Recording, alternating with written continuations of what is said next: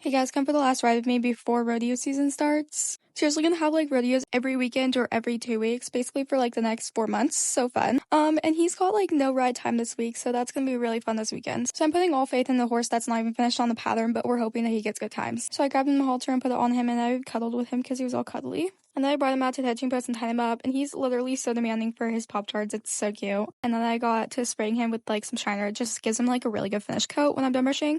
He randomly started shedding again. I thought we were done shedding for the season, but nope. So I spent forever trying to get that off of him. And he decided he was gonna rest his head on my head, which took me a minute to realize what he was doing. Brushing him out with a soft brush, and he's so freaking shiny. The dedication it takes to get this horse to look this good is insane. And I forgot to grab a brush to get the mud off his feet, so I had to do this. Got to cleaning his feet, and he has to have treatment for thrush right now, and he does not like his feet being wet, so I feel so bad when I do it, but he gets a treat afterwards because he does behave pretty well considering. New saddle pad on, and then just saddle, and got him all tacked up and ready to go, and he was all pretty.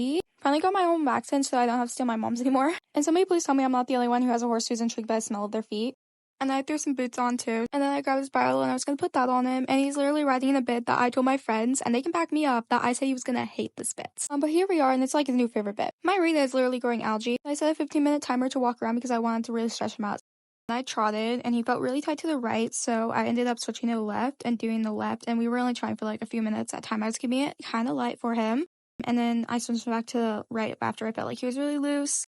It wasn't the best, and I cantered him out a little bit. The dirt has not been worked in a hot minute, so it's probably the main reason. I worked on the right lead. It was not happening today, but we got it at least in the front. And then I turned him into a reining horse real quick, which is actually really funny.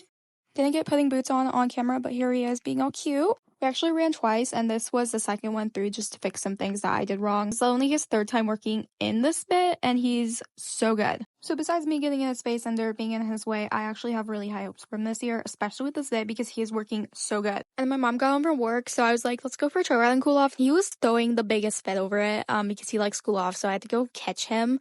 And I took his boots off because, we were just going to be walking, and I hopped on and we headed out to the trail. And he never grabs the grass when we go to the trail, but every single time we head back, he does.